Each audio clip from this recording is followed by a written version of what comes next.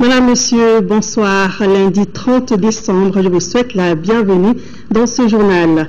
Le président de la République, Ibrahim Boubacar Keïta, a reçu en audience cet après-midi l'émissaire du président mauritanien.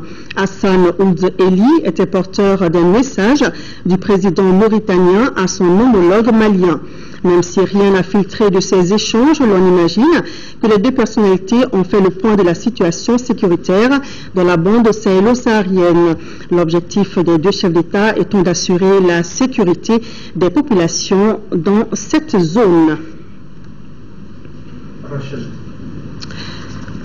Nous poursuivons ce journal avec une audience au Conseil économique, social et culturel. Le président de la structure a reçu ce matin le comité exécutif du Conseil national de la jeunesse du Mali.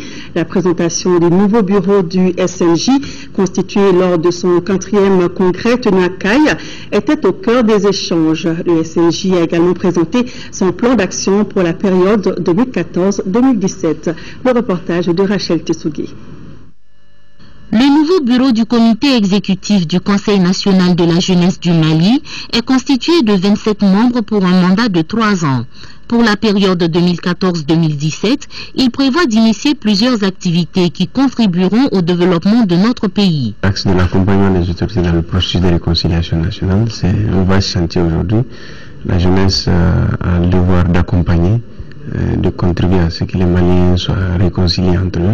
L'autre axe, c'est l'axe de la formation des jeunes. Nous proposons d'organiser beaucoup de sessions de formation sur diverses thématiques, notamment la prise de parole en public, le leadership jeune et surtout le volet de la citoyenneté, parce qu'il faut qu'un autre type de jeunes puisse émerger au Mali, plus responsable, qui connaît les institutions de la République, qui les respecte, qui respecte le drapeau, qui apprend à vivre effectivement avec ses moyens.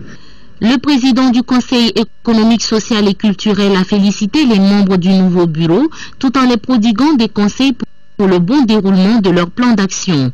Le Conseil national de la jeunesse du Mali est une structure qui coordonne les mouvements et organisations de jeunesse. Il sert d'interface entre les jeunes et l'État.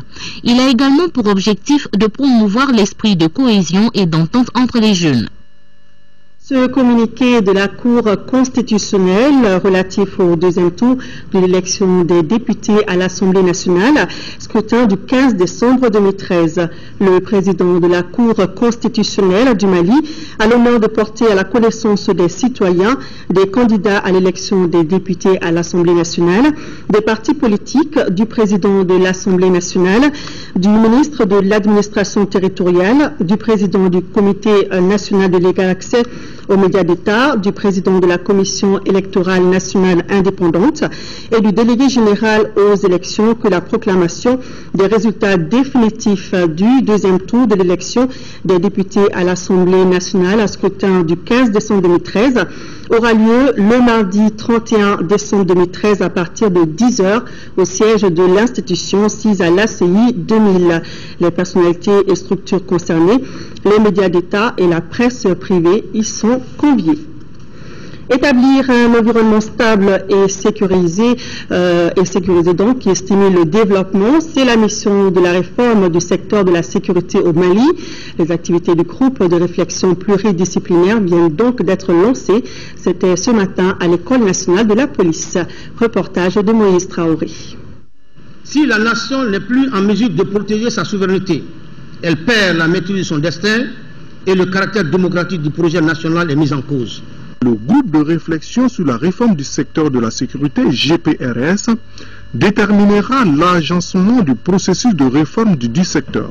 Le lancement solennel de la réforme est l'occasion pour le premier responsable du département d'inviter acteurs du public, du privé et de la société civile à rapidement proposer un document de base pour la prochaine Convention nationale sur la sécurité. Les attendons d'imaginer un mécanisme qui permettra à l'État, à travers ses forces de défense et de sécurité, ses forces de protection sociale et économique, sa justice, de ne plus être surpris par les événements, tant au niveau national qu'international. Tout comme le représentant du secrétaire général national, le ministre de la Sécurité a rappelé la situation sécuritaire catastrophique subie par le Mali.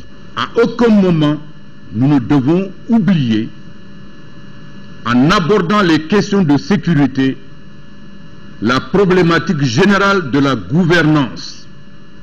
Les questions de sécurité sont des questions de gouvernance. Gouvernance économique, gouvernance politique, gouvernance sociale, gestion de la diversité dans le pays. La réforme engagée est une des activités majeures du programme d'orientation et de priorité du gouvernement pour la période 2013-2018. Présentation de vœux à l'Assemblée nationale, le comité syndical, l'administration parlementaire et l'ensemble du personnel ont donc présenté ce matin leurs vœux au président par intérim de l'Assemblée nationale, Younossi Touré. L'occasion a été bonne pour évoquer les difficultés, les défis à relever et les acquis liés au renforcement du système de communication. Mahamadou Doumbia. Au cours de cette présentation de vœux, l'ensemble du personnel de l'Assemblée nationale a rappelé les changements qualitatifs apportés par le président de l'Assemblée par intérim Younossi Touré, malgré la crise sécuritaire et institutionnelle qu'a connue notre pays. Vous avez donné des orientations fermes et claires pour que l'Assemblée nationale soit non pas la risée de nos concitoyens, mais plutôt le reflet d'un Mali en pleine renaissance, c'est-à-dire un pays d'espoir, une nation prospère qui place le travail, la rigueur et l'équité au cœur de l'œuvre de sa construction et de son développement. Le comité syndical de l'Assemblée nationale a surtout reconnu l'excellent rapport de collaboration qui existe entre le personnel et les députés. Au cours de l'année 2013, 32 projets de loi ont été adoptés. 3 questions orales et une interpellation. Vos actions prioritaires de réforme ont porté sur l'adoption d'un manuel de procédure, l'adoption d'un règlement administratif, l'élaboration d'un projet de statut particulier du personnel, l'érection des services en 4 directions, la création de la radio parlementaire, le lancement de la revue Diamant, pour ne citer que ceci. Le président par intérim Younossi Touré s'est dit satisfait de l'accompagnement apporté par tous et l'un des atouts majeurs de l'Assemblée qu'il a rappelé, c'est aujourd'hui son système de communication renforcé à travers le journal Diamant, Internet et la radio du Parlement, bientôt fonctionnelle. La communication dans une institution comme l'Assemblée nationale est fondamentale. Le journal, la radio qui permet de vous faire entendre et d'écouter les autres, ça, c'est vos instruments de travail. Vous devriez tous lutter pour que la radio parlementaire réussisse ses objectifs. Tous contribuer à la promotion de cette radio et de ce journal-là. On est allé plus loin. Maintenant, on est sur Internet. Alors, il y a quelques mois, on était complètement dans le noir. Maintenant, on aura une radio. Maintenant, on est sur Facebook, on est sur Twitter.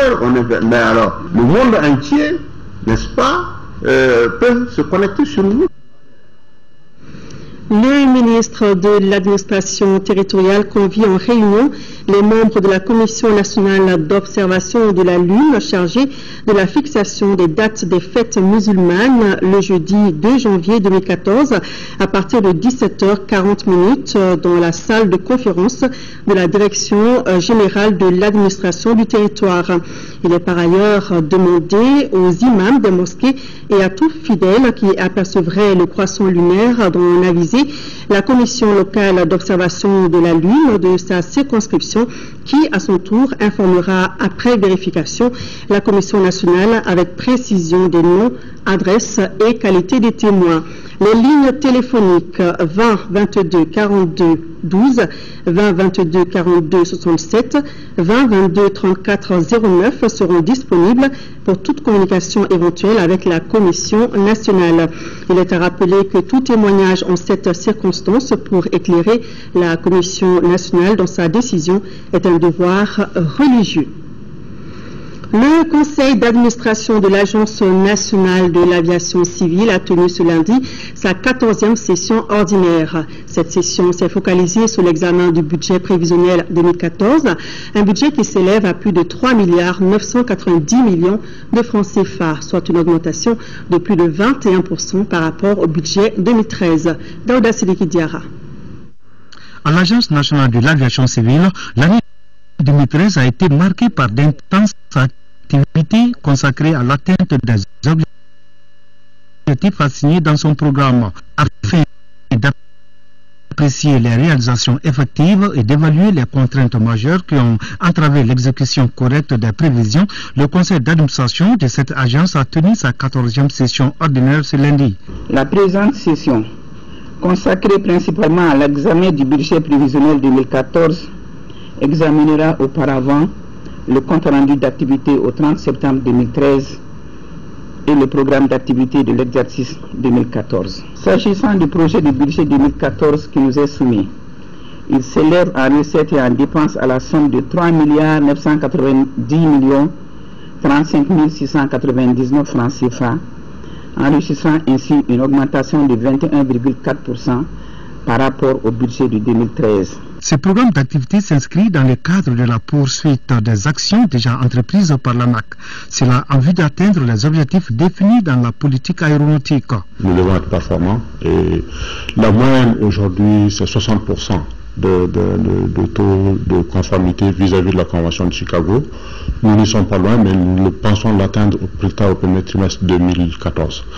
Nous devons avoir des infrastructures performantes pour pouvoir acquérir davantage de compagnies aériennes pouvant fréquenter la plateforme de Bamako et les aérodromes de l'intérieur. Surtout, il faut désenclaver parce que nous sommes un pays inland, comme on le dit. Évidemment, le désenclavement intérieur et extérieur du pays passe par le renouvellement et la mise à niveau des équipements et infrastructures aéronautiques. Ainsi, les aéroports du Mali pourront répondre aux normes internationales de sécurité et de sûreté.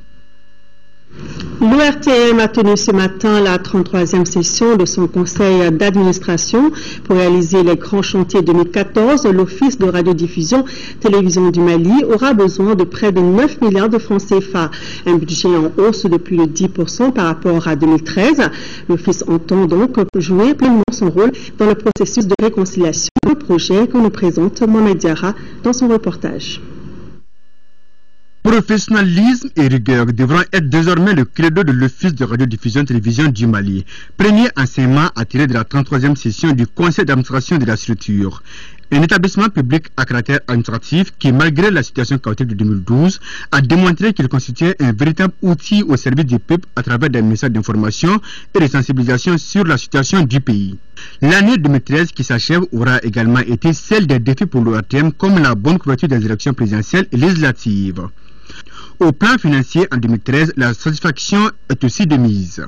Au titre des recettes, le montant total des ressources réalisées s'élève à 8 201 966 398 francs CFA, sur une prévision rectifiée de 8 844 millions de francs CFA, soit un taux de réalisation de 93%. Au titre des dépenses, le montant total des dépenses engagées est de 7 662 904 549 francs CFA, sur une prévision rectifiée de 8 844 millions, soit un taux d'exécution de 86,64%. Même si ce bilan de l'exercice 2013 peut paraître flatteur au regard du contexte particulier, il n'en demeure pas que des grands chantiers attendent l'ORTM. À l'image de toute la politique gouvernementale, celle relative à la communication place l'excellence des ressources humaines au centre. Cette excellence est d'autant plus exigée pour l'ORTM qu'elle est la première vitrine de notre pays partout dans le monde, comme le président de la République nous l'a si bien rappelé lors de sa présentation de vœux à la presse. Et pour cela, l'accent sera mis sur la qualité des ressources humaines. Le conseil d'administration accorde du prix à cette exigence. Pour l'année 2014, un vaste chantier s'ouvre pour l'ORTM. Par ces chantiers, on peut citer celui du nouveau siège et celui tout particulier de la migration numérique. En dépit du retard accusé, le gouvernement donne l'assurance que toutes les actions seront engagées pour respecter la date butoir du 17 juin 2015 fixée par l'Union internationale des télécommunications. Le RTM doit par ailleurs relever un défi propre pour 2014.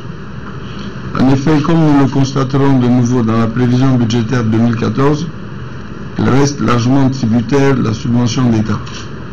Il lui est impérieux de faire preuve de créativité et d'innovation constante, afin d'avoir d'autres sources de revenus indépendantes de toute action que le gouvernement entreprendra dans ce sens. La prévision budgétaire 2014, elle se présente comme suit. Le budget prévisionnel de l'exercice 2014 est équilibré en recettes et en dépenses à la somme de 9 milliards 649 millions 137 000 francs CFA, soit un taux d'augmentation de 9,10% par rapport à 2013. Le budget 2014 permettra, indépendamment des chantiers ci-dessus évoqués, de réaliser ceux relatifs à la poursuite de la modernisation de l'outil de travail par la numérisation des équipements de production et de diffusion, la mise en œuvre des grilles radio-TV de 2014 en donnant aux éditeurs et aux téléspectateurs des programmes attrayants, le démarrage effectif des grands travaux tels que la tour de la radio et de la télévision, le projet de couverture TV-FM recadré des 40 localités du Mali, la réalisation de TM2 et la numérisation des archives audiovisuelles. Le RTM, c'est une radio de 56 ans et une télévision de 30 ans au service du peuple. De sa création, à ce jour, beaucoup a été fait, mais les défis et les attentes restent nombreux. La direction en est consciente. C'est pourquoi les grilles radio-télé 2014 connaîtront des changements en profondeur, avec l'introduction de nouvelles émissions. Il s'agit par exemple de la matinale à la radio nationale les matins du lundi au jeudi. Une émission d'information générale qui reflète les préoccupations des forces vives. De nouvelles séries télévisées, de grands reportages et enquêtes seront aussi initiées. À l'occasion de son 21e anniversaire, la coordination malienne des organisations démocratiques a animé ce matin une conférence de presse. L'historique, le fonctionnement de la coordination et la gestion actuelle de la région de Kidal sont entre autres sujets au centre des débats. Aguissa.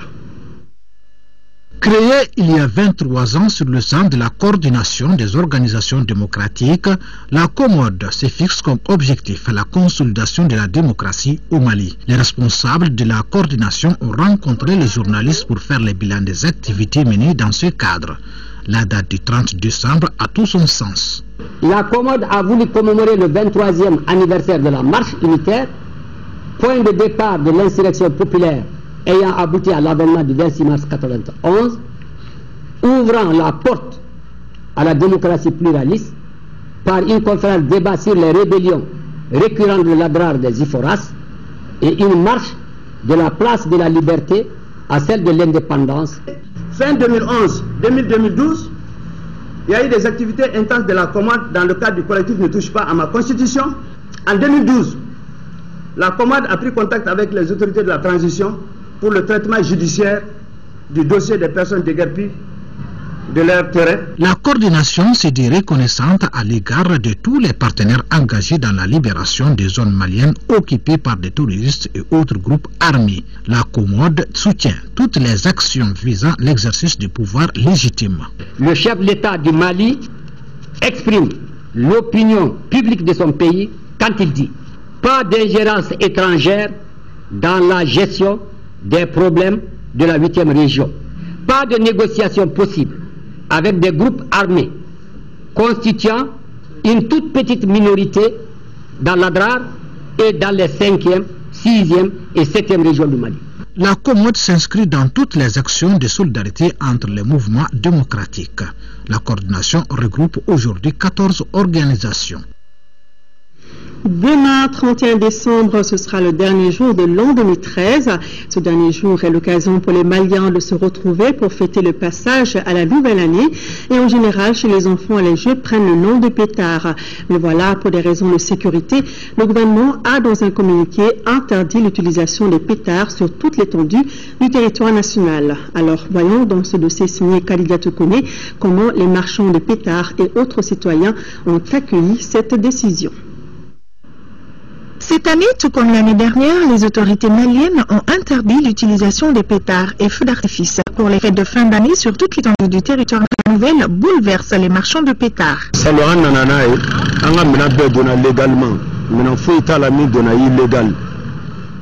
L'année dernière, on a amené les pétards. Compte tenu de la situation, nous avons compris la décision. Mais cette année, tout va bien.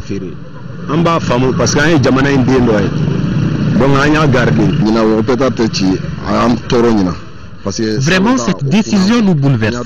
L'année dernière, on a compris. Mais l'État a pris l'argent des dédouanements. Donc, cette année, on doit pouvoir vendre. Généralement, ce sont les jeunes qui utilisent les pétards pendant les fêtes et certains approuvent cette décision. Jusqu'à présent, le pays n'est pas stable. Interdire les pétards est une bonne décision. Mais si on pouvait rembourser les marchands de pétards, c'est une bonne chose. Ça, c'est une bonne décision venant des autorités. Parce que les pétards provoquent beaucoup de dégâts.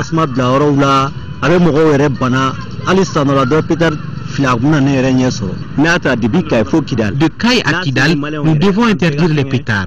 En tout cas, nous jeunes, nous devons laisser les pétards cette année et se donner la main pour la paix.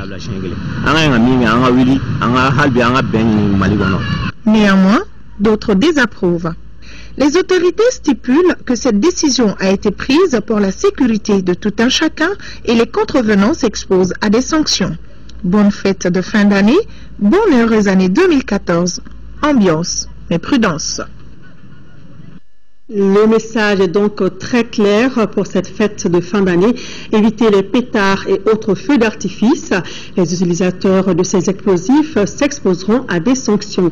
Ainsi, on a décidé le gouvernement afin de préserver la quiétude et la sécurité des populations. Et la Direction générale de la police nationale s'engage à veiller à l'application stricte de la mesure. Un dispositif sera déployé dans les quartiers pour traquer les contrevenants. Pour en savoir plus, suivez ce reportage de Bourama Traoré. C'est une tradition bien établie au Mali. Entendez là l'utilisation des pétards et autres feux d'artifice pour marquer le passage d'une année. Ces mini-bombes au bruit assourdissant se confondent souvent avec les vraies armes à feu. On comprend alors la décision du gouvernement d'interdire l'utilisation des pétards et autres feux d'artifice pour la deuxième année consécutive. Une décision motivée également par la situation sécuritaire du pays. C'est une mesure d'ordre public. Nous voulons garder à la fin de l'année son caractère festif. Et nous voulons aussi que cela se passe dans les meilleures conditions. N'y ajoutons pas la pollution sonore que les pétards provoquent. Nous prenons cette mesure pour éviter de gâcher la fête pour nos concitoyens. Nous voulons que chacun et chacune, et singulièrement les pères et mères de famille, comprennent que nous le faisons dans l'intérêt de tous nos concitoyens. L'utilisation des pétards n'est pas sans conséquences. Elle peut provoquer des incendies et autres accidents graves, en l'occurrence les amputations voire les pertes en vies humaines. Des raisons suffisantes pour interdire ces explosifs et tout contrevenant s'expose à des sanctions. Nous donnerons les moyens de sévir contre les contrevenants et les récalcitrants. Nous restons dans le domaine de la contravention, mais je puis vous assurer que la loi prévoit le cumul de contraventions. Quand on arrête 5 enfants d'une même famille, 5 enfants multipliés par la mort, ça me semble suffisamment dissuasif. Je veux en rester là. Chacun aura la faculté de comprendre ce que je veux dire. Seul bémol, des dizaines de millions de francs CFA sont investis chaque année par les commerçants dans l'importation des pétards et autres feux d'artifice. À la direction générale de la police nationale, le choix est vite fait. La sécurité des populations d'abord. La sécurité, naturellement, n'a pas de prix. Qu'est-ce que c'est que des dizaines de millions devant une vie gâchée, une vie de jeunes garçons? Mon choix est très clair. Je veux préserver des vies. Chacun savait qu'il y avait une interdiction. Chacun devait s'assurer que cette interdiction est levée ou sera levée. J'ai fait mon choix, c'est le choix de la sécurité. Le message est très clair. Invitation donc aux utilisateurs des pétards et autres feux d'artifice au respect de la mesure prise afin d'éviter toute surprise désagréable. Et comme l'a dit tout à l'heure, Kadia Tukone, ambiance mais prudence. Pour cette fête de fin d'année, comme tous les ans, la volaille reste la matière la plus prisée. Tout à l'heure, nous proposerons le dossier de Fatoumata Kone qui a donc sillonné quelques marchés de la capitale. En attendant, nous allons à Kidal où 350 déplacés de la région qui ont rejoint le Bercail vont commencer l'année 2014, en tout cas de manière festive.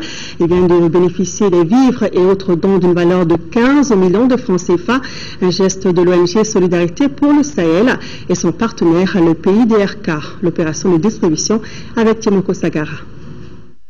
Plus de 350 déplacés revenus à Kidal ont la joie au cœur en ce début d'année 2014.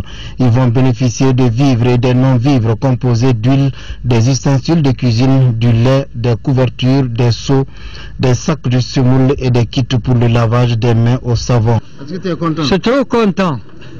Je les remercie beaucoup. Vraiment aujourd'hui, je suis bénéficiaire, donc je suis très content. C'est vraiment le moment parce qu'on assiste les gens au moment où ils en ont besoin. On souhaite vraiment à ce qu'elle continue sa contribution toujours pour la population vulnérable. Cette opération ainsi lancée à Kidal couvre toutes les 11 communes de la région.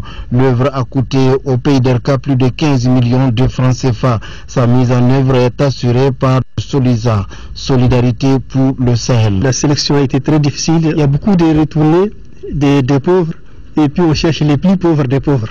Donc ça, c'est la condition pour avoir une ration, donc il faut être parmi les plus pauvres.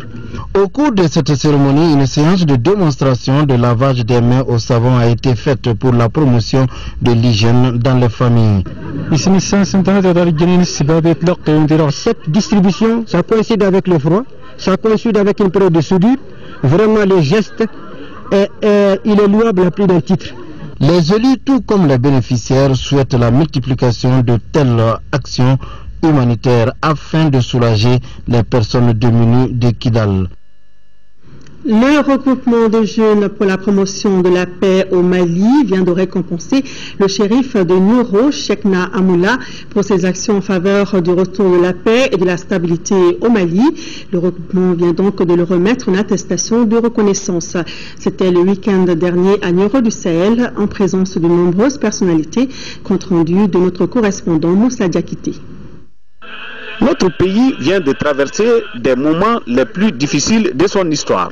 La forte implication des personnes de bonne volonté, surtout des religieux, a permis au pays de retrouver ses valeurs. Le shérif de Nioro, Mohamed Ould Chekna Aïdara Dimbouye, de par son patriotisme et ses nombreuses démarches entreprises pendant la crise, se place parmi ces personnes. C'est pour que les générations futures se mettent en tête que rien ne vaut l'amour de son pays, qu'on doit se battre jusqu'au bout pour son pays. C'est un exemple que Bouye Aïdara nous a montré. Il s'agissait alors, au cours de cette cérémonie de remise d'attestation, certes modeste, mais pleine de signification, de récompenser les bienfaits de ce grand religieux à travers une attestation symbolique et de faire des bénédictions pour une paix durable au Mali. Donc nous sommes très contents et la famille chérifienne est très contente et remercie beaucoup ces jeunes pour leur initiative. Pour la circonstance, des responsables du regroupement des jeunes pour la paix au Mali et du regroupement des leaders spirituels musulmans avaient effectué le déplacement.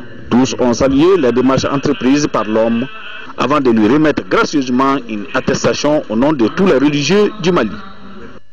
Retour à Bamako, l'ONG SECO a organisé ce matin une conférence de presse sur la problématique de la gestion des déchets solides. C'est à travers une projection intitulée Bamako et Koulikoro en attendant Nounou-Bougou que les débats ont été lancés. Cette conférence fait suite au constat d'insalubrité croissant dans nos villes. Youssef Diakité. Bamako est sale. Voilà le constat dégagé par l'organisation non gouvernementale SECO-ONG. Pour partager cette problématique, elle a regroupé à son siège les hommes des médias pour attirer une fois de plus l'attention de tous les segments concernés par la question. Là, il faut citer les décideurs, les populations et les partenaires techniques et financiers, ensemble pour trouver des solutions concrètes. Bamako s'agrandit énormément. Et en termes de production de déchets, les chiffres dont nous disposons sont effarants. Et moins d'un tiers de la production de déchets journalière du Mali est ramassée et collectée. Le dépôt final de Numumbougou doit tout de suite être appuyé par d'autres initiatives de dépôts finaux. Parce que Numumbougou, je vous dis encore, risque d'être caduc dans 3 ans. Au centre des débats, plusieurs questions sont soulevées. Les constats d'insalubrité croissant dans les centres urbains, la faible mise en œuvre de la politique nationale d'assainissement, l'incivisme grandissant des populations, la désorganisation des structures en charge du secteur et la faible mobilisation des ressources financières. Autant de questions qui nécessitent la conjugaison des efforts en vue de relever les défis liés à la problématique de la gestion des déchets solides, interpellent les responsables des SECO-ONG. Les acteurs semenciers sont en conclave depuis ce matin ici à Bamako. Ils entendent évaluer les besoins en semences de qualité des cultures vivrières du Mali pour les 5 ans à venir. La rencontre de 2 jours qui a recoupé une quarantaine de spécialistes est organisée par le programme semencier d'Afrique de l'Ouest. Batraori. À en croire les spécialistes sémenciers, l'amélioration de la production agricole dépend en partie de la qualité des semences. Ce cadre d'échange vise à élargir le taux de disponibilité des semences de qualité de 12 à 25%. En clair, le choix des semences sélectionnées est incontournable aujourd'hui pour accroître la production agricole. La semence, c'est l'intrant agricole le plus important.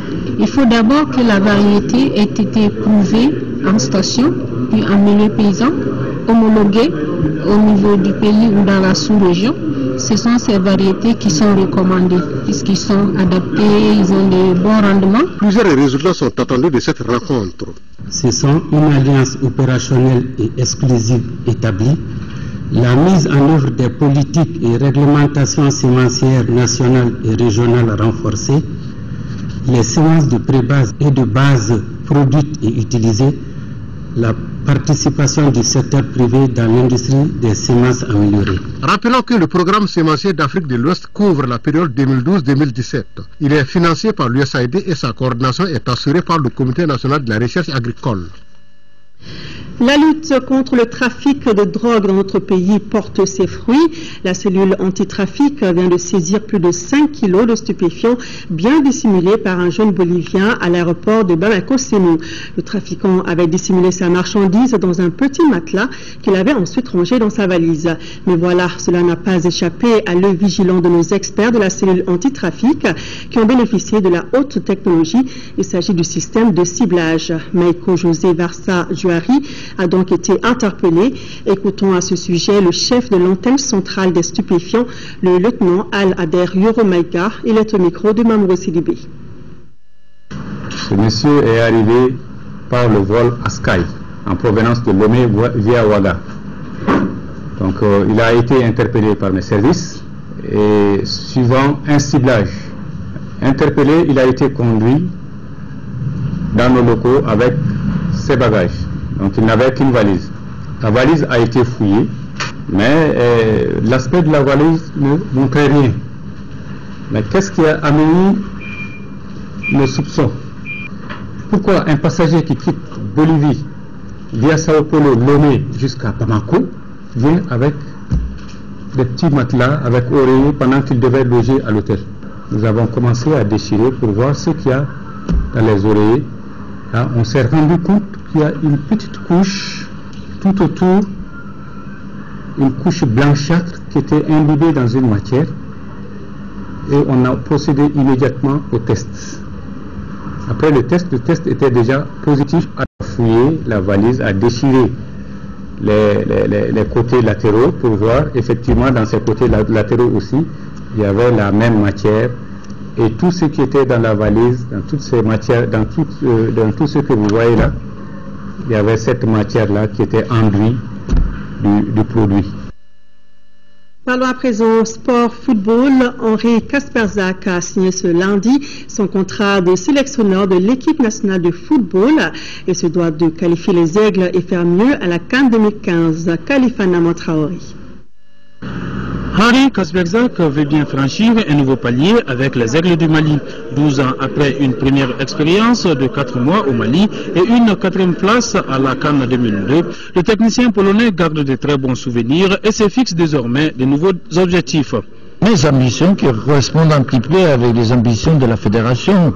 Et aussi, je crois que fidèles supporters aussi des Maliens qui ont certainement aussi un appétit à aller plus loin, parce que bon, les 3e place, 4e place, ils sont habitués à faire à chaque fois pendant une compétition importante africaine. Mais bon, maintenant, c'est vrai on est parti un peu plus loin, on a fixé un objectif plus intéressant, c'est-à-dire que remporter, pourquoi pas, la Coupe continentale. Et je crois que c'est logique. Les footballs maliens qui possèdent aussi des bons joueurs, des qualités, parce qu'à l'époque, en 2002, il y avait des joueurs qui étaient inconnus, des joueurs qui étaient peut-être moins de qualité qu'aujourd'hui, et il y a un potentiel au niveau des joueurs pour peut-être atteindre cet objectif. C'est donc une nouvelle aventure qui commence pour le sélectionneur de 67 ans. Le contrat de 14 mois qui le lie à la Fédération malienne de football pourrait connaître une prolongation. Ami du Mali, ayant beaucoup de sentiments pour le Mali, il a accepté à des conditions vraiment très faciles de venir nous aider dans l'aventure. Autre chose qu'il a accepté avec nous, c'est vraiment de rester avec nous sur le long terme. Au début, on était allé sur un contrat de 14 mois, mais aujourd'hui, je peux dire qu'on allait sur un contrat de 4 ans. La première durée du contrat, ça va de janvier à février 2015. Si nos ambitions, nos objectifs étaient atteints, par tacite reconduction, il va continuer jusqu'en 2017. Henri Kasper-Jacques, qui aura comme adjoint Cheikh Oumar Koné, compte sur toutes les composantes du football malien pour réussir le pari. En attendant les éliminatoires de la CAN 2015, dont les poules seront constituées en avril prochain, Kasper-Jacques se veut un observateur des compétitions nationales et programme déjà 3 matchs amicaux avec des adversaires de qualité pour mieux connaître les joueurs. Voilà, en tout cas, allez les aigles. Sport toujours, volleyball, l'USFAS en dames et la S Commune 5 ont remporté la 3e édition de la Coupe du Mali de volley. Ils ont battu respectivement en finale l'équipe des 1008 logements et l'USFAS. Le résumé des 2 rencontres avec Abdul Karim Kaba.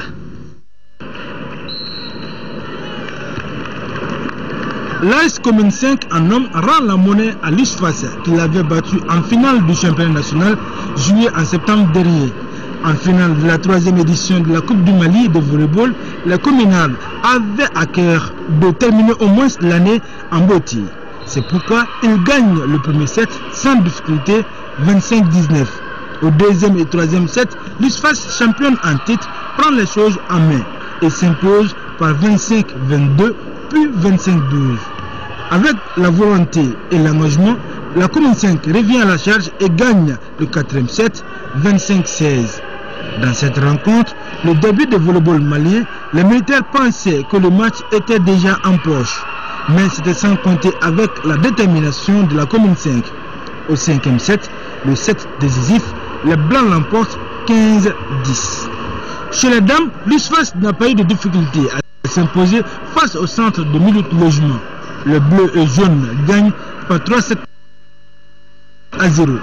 Ces matchs de la finale de la 3e édition de la Coupe du Mali viennent ainsi clôturer les activités du programme de la saison 2012-2013 de la Fédération malienne de volleyball. Le ministre de la Jeunesse et des Sports a apprécié à sa juste valeur cette finale de la Coupe du Mali. Je me rends compte que c'est une discipline qui est non seulement pratiquée, mais également à un très haut niveau. Et je dis que le volleyball a encore vraiment bel avenir devant lui au Mali. Et dans les sports, il y a toutes les disciplines. Malheureusement ou heureusement, les gens voient surtout le football, mais depuis que nous sommes là, nous nous employons à faire en sorte que d'autres disciplines puissent émerger et faire en sorte que le sport ne soit plus une pratique réservée à juste une catégorie d'amateurs, mais que ce soit une discipline ou des disciplines plutôt pratiquées à la fois dans les rues, dans les écoles, partout, et que chaque Malien puisse trouver son bonheur dans une discipline qu'il aime bien. Ainsi, l'USFAS en dames et l'AS Commune 5 en hommes remportent la 3e édition de la Coupe du Mali de volleyball. Revenons à la fête du 31 décembre. Je vous le disais tantôt, pour cette fête de fin d'année, comme tous les ans, la volaille reste la matière la plus prisée. Il y en a qui se ravitaillent beaucoup plus tôt et d'autres qui font le marché la veille. Partout à Bamako, où notre équipe de reportage est passée, l'on constate une hausse du prix du poulet, car cela ne tienne, les clients achètent, les vendeurs et revendeurs se frottent les mains. Fatoumata Kouni. Pour la Saint-Sylvestre ou le réveillon, c'est la joie de dire au revoir à une année et souhaiter la bienvenue à une nouvelle année. Pour ce faire, les réveillonneurs mangent, boivent et dansent pour la plupart. Et à chaque fête, sa vedette. Celle du réveillon, c'est incontestablement la volaille. Plus précisément, la poule, le coq et la pintade. J'ai amené ces coqs du village, plus précisément dans la région de Sikasso. Ordinairement, on ne mange que la viande nuit et jour. Donc, pour la fin de l'année, là, il faut payer des poulets et varier un peu, quoi. Le marché de la volaille ne désemplit pas depuis quelques jours maintenant.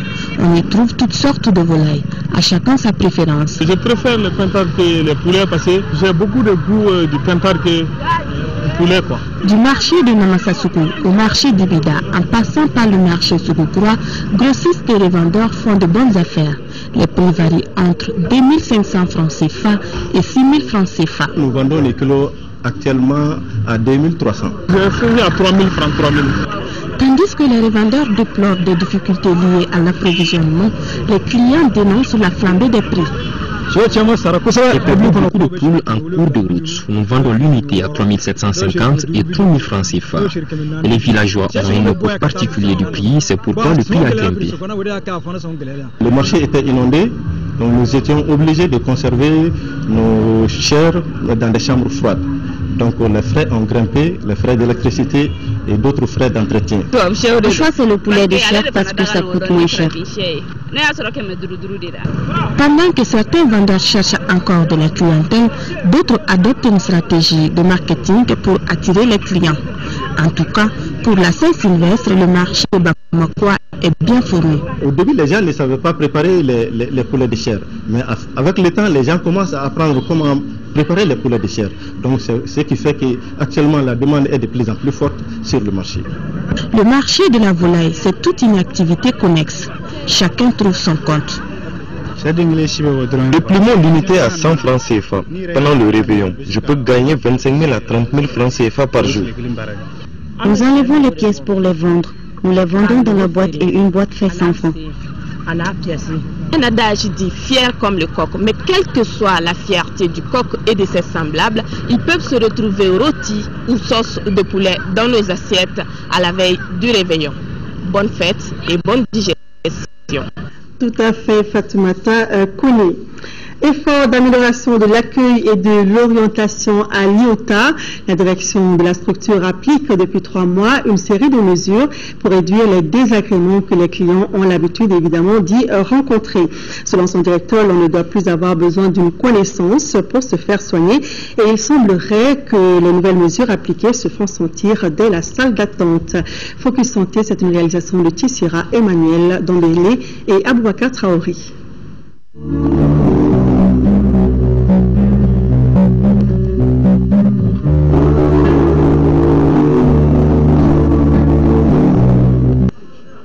26 décembre, salle d'accueil de l'IOTA. À 10h26, on a déjà arrêté d'enregistrer de nouveaux patients dans la file d'attente. Une de nouvelles mesures en cours ici, mais qui ne concerne pas les urgences et les patients opérés venus pour un contrôle. Nous arrêtons par rapport au nombre de patients. Donc, c'est pas toujours l'heure. Parce qu'on a constaté que quand on dépasse un certain nombre de patients, donc les gens attendent longtemps et vers 13h, on dit que c'est arrêté. L'IOTA, c'est un centre qui consulte avec les seniors et les étudiants. Donc, à un certain moment donné, on doit arrêter la consultation. Autant ne pas prendre quelqu'un que de le prendre et ça c'est pendant 1 heure, 2 heures de temps et puis on dit viens demain. Donc, ça crée un désagrément. Pour éviter ça, nous avons décidé d'arrêter à un certain nombre. Bon, ce nombre-là, ça varie des jours. Parce que les mardis et les jeudis, nous avons trop d'usagers. Il y a les nouveaux malades, les anciens et les opérés. On doit avoir. Or, les opérés à partir de midi, les mardis, on les prend, les jeudis, on les prend. Donc, ces 2 jours-là, nous sommes tenus de ne pas prendre trop de malades. Il s'agit de l'une des mesures prises par la direction de l'Institut pour faire face à certains problèmes rencontrés par les patients. L'initiative est d'un directeur bien au fait des problèmes pour avoir franchi les différents échelons de l'administration de l'IOTA. Le problème qui était là, c'était la file d'attente. Les patients y viennent. Et si vous devez faire par exemple 30 minutes pour être servi à travers une consultation, vous restez toute la matinée. Vous restez toute la matinée et souvent, vous n'êtes pas servi, vous êtes obligé de passer le lendemain pour le même service. L'objectif est que le patient ne tourne plus ici en rond avant d'être renvoyé à un autre jour. Par la même occasion, réduire les fuites de ressources. Ainsi, la direction a pris un ensemble de mesures pour s'attaquer aux problèmes rencontrés. En multipliant les guichets, premièrement, et deuxièmement, et en instaurant un ordre des services par la création des afficheurs. Donc quand le client il vient, il est accueilli par un service appelé le service d'accueil où il y a 2 agents qui catégorisent les patients en nouveaux patients et en anciens patients. Alors les clients ils prennent leur ticket eux-mêmes et ils attendent. Dès que les afficheurs annoncent leur numéro, et ils sont servis à partir des guichets. Et les agents qui sont à ce niveau des guichets, qui les orientent directement dans les boxes de consultation. Désormais, il y a plus d'affiches dans la salle d'attente où les prix des différents services, consultations, analyses, interventions chirurgicales ainsi que les heures de visite sont clairement affichées depuis déjà 3 mois. À la date d'aujourd'hui, nous sommes arrivés à diminuer de façon drastique l'effectif des attentes. Donc, on peut voir par jour 2 ou 3 malades qui doivent revenir le lendemain. Et cela, souvent, c'est indépendant de la volonté du personnel. Peut-être pour d'autres examens, le rendez-vous est donné au patient. Mais quand même, il est vu quand même. Il est vu, c'est pas comme autrefois où il y avait des dizaines de patients à qui on donnait le rendez-vous pour le lendemain. Satisfaire les patients, mais aussi songer à la motivation à laquelle on a droit à travers les ristournes prévues par les textes. Mais si tout ce circuit paraît long et compliqué, il existe légalement les moyens de l'éviter. Prendre un rendez-vous avec le médecin de son choix et à une date qui vous convient, mais à condition d'être prêt à payer plus cher.